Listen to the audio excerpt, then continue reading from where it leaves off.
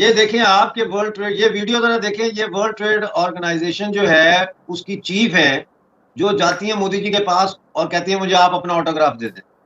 यानी कि ऑटोग्राफ उन लोगों का लिया जाता है जिनसे बहुत ज्यादा अकीदत हो, जिनकी आप तकरीबन पूजा परस्तिश करते हो। अगर मोबाइल फोन भी है तो ये भी यहूदी लोग भी है, यहूदियों ने बनाया, इसका भी बाइकआउट करते हैं। कर सकते हैं बाइकआउट? बिल्कुल कर सकते हैं। कैसे करो? हम नहीं यूज करेंगे। अच्छा, टेक्नोलॉजी इंटरनेट यूज करना बंद कर दोगे? नहीं करेंगे। नहीं करोगे? ये बात कारण बनाता है, इनको पता है कि इनके अगर मुझे कहा जाए ना कि आप आका अलैहिस्सलाम के नाम पे क्या कर सकते हैं, मैं अपनी गर्दन उतार के आपके हाथ में रख सकता हूँ। वही तुर्की के प्रेसिडेंट इस टाइम जब इंडिया में मौजूद थे G20 की मीटिंग्स में, तो वहाँ पे उन्होंने स्टेटमेंट दी जो कि पूरी दुनिया में खासतौर पे पाकिस्तान के लोगों में बहुत ज्यादा वायरल रही। उन्होंने ये बोला कि अगर इंडिया यूनाइटेड नेशंस की सिक्योरिटी काउंसिल का परमानेंट मेंबर बनता है तो तुर्की बैक करेगा, तुर्की सपोर्ट करेगा। और खास तौर पे अपने लिए उन्होंने तैयब उर्दगान ने स्टेटमेंट दी कि मुझे बहुत फख्र होगा कि अगर इंडिया यूनाइटेड नेशन की सिक्योरिटी काउंसिल का परमानेंट मेंबर बनता है।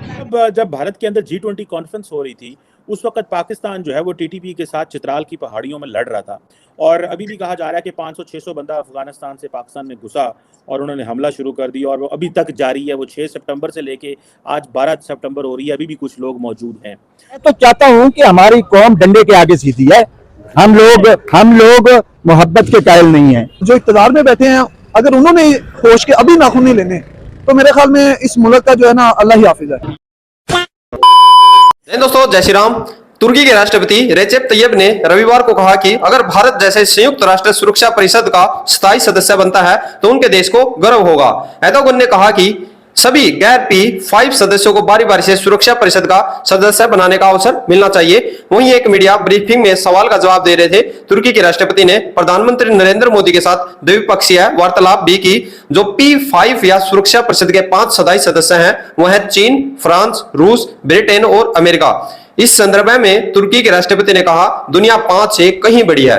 देखिए, वहीं दूसरी ओर पाकिस्तान के अंदर भारत G20 करा रहा था और पाकिस्तान पहाड़ियों में जाकर लड़ रहा है, क्योंकि 600 से 700 तालिबानी जो कि पाकिस्तान ने उनको वही पानी डालकर बड़ा किया था, अब वो बहुत बड़ा पेड़ हो चुका है और पाकिस्तान में एंट्री कर दिया है 600 से लेकर 700 तालिबानियों ने। आप लोग क्या रहे वीडियो के बारे में कमेंट सेक्शन में रखें। वीडियो शुरू करते हैं, वीडियो को लाइक और चैनल को सब्सक्राइब जरूर करें। वीडियो शुरू करते हैं।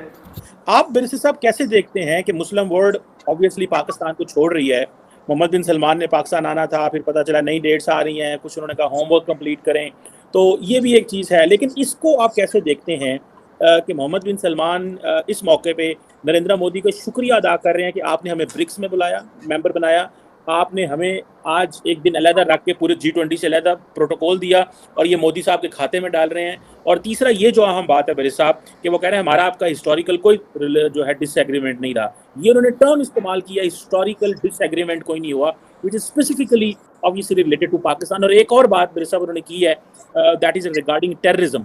उन्होंने कहा है कि ये जो है दहशतगर्दी को एज ए टूल इस्तेमाल नहीं किया जाना चाहिए, और ये भी उन्होंने किया कि ये यूज ऑफ टेररिज्म है against other countries this should be. तो बेसिकली इंडिया आपको पता है पाकिस्तान के हवाले से ये अक्सर रेफरेंस देता है। What do you make of that entire sir?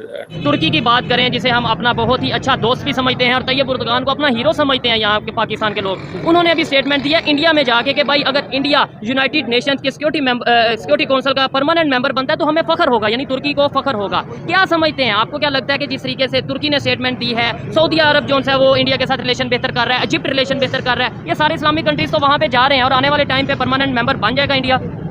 देखिए जी भाई, बात यह है कि हमें तो सबको इत्तेहाद करना चाहिए और तमाम जो है मुसलमान कंट्री जितने भी हैं सबको आपस के अंदर जो है मिल बैठना चाहिए। और जो भी यानी जिस भी मुसलमान ममालिक के साथ ज्यादती होती है, बजाय खड़ा होने के हम जो है बातल को और कुफ्र को सपोर्ट कर रहे हैं, ये तो हमारे लिए बहुत ज़्यादा जो है नुकसान वाली बात है। और ये कुफ्र को सपोर्ट करने वाला इसमें मतलब जो एलिमेंट है वो मुझे समझ नहीं आया। देखें, अगर वो दूसरे जो उनसे 5 मेंबर हैं, परमानेंट मेंबर हैं यूनाइटेड नेशन के, इक़वाम मुत्तहिदा के, वो भी तो नॉन मुस्लिम है, तो वो अगर ये इंडिया वाले बन जाएंगे तो इसमें कुफ्र वाला कौन सा बात? लेकिन ये है कि ये इंडिया जो है ये खास तौर पे हमारा दुश्मन है, ठीक है, और दूसरे भी हैं लेकिन वो थोड़ा कम दर्जे के हैं और इसके साथ तो बहुत ज्यादा मुखालफत है हमारी। तो तुर्की की बात करें, वो तो कश्मीर के मामले में हमें बताया जाता है कि हमारे साथ खड़ा है, हमारे साथ खड़ा है, तो वो जो है इंडिया को सपोर्ट कर रहे हैं। देखिए, तुर्की का जो सदर है तैयब उर्दगान साहब, वो तो हमारे बल्कि इस तरह कह लें कि ईमान के अंदर भी देखा जाए तो कहते हैं कि वो जब उनकी बात होती है या कोई ऐसा मसला आता है तो ईमान को तकवीयत मिलती है, ताकत मिलती है। अगर ठीक है। उनसे ये तवक्को होगी तो फिर तो बहुत ज़्यादा जो है मामला ईमान की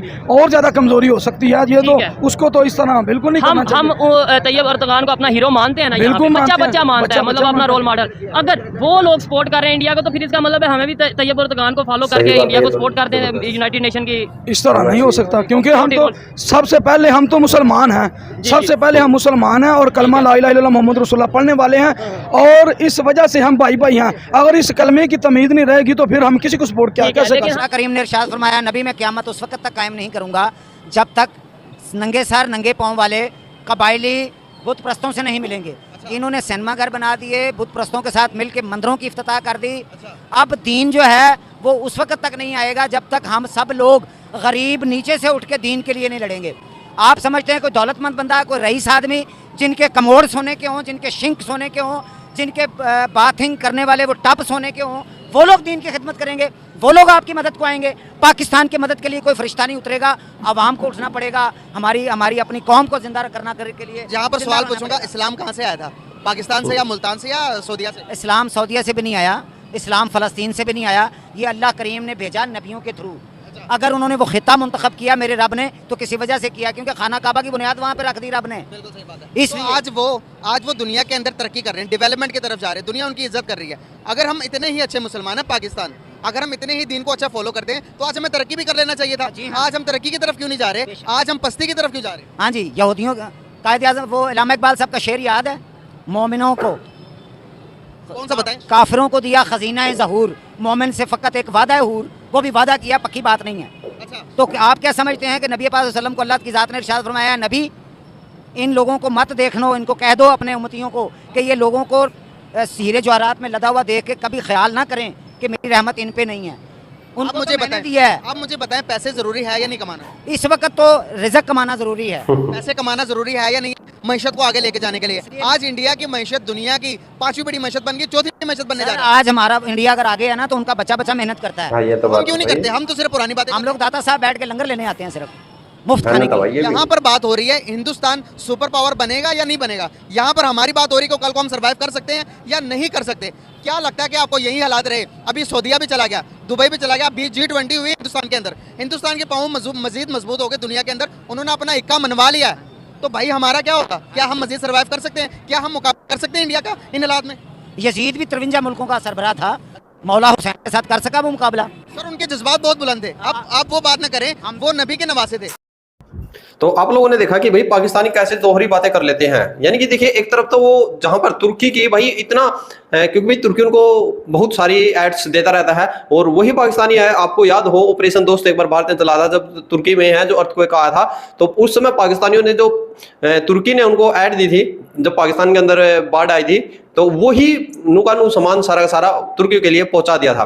देखिए अब तुर्की तो भाई यूएन का मेंबर बनना चाहता है, बहुत दिनों से बात चली हुई है, और अभी तुर्की ने जो युद्ध चला हुआ है रूस और यूक्रेन का, तो रूस के पक्ष लिया था, क्योंकि जो पावर है वहां पर यूएन मेंबर की वो एक आप कह सकते हैं रूस के पास बहुत ज्यादा है। तो तुर्की ने है रूस का साथ दिया था, और अब तुर्की है भारत के करीब लग रहा है, क्योंकि विश्व गुरु भारत है, और भारत का बहुत अच्छा, अमेरिका से भी अच्छा मित्र रूस है।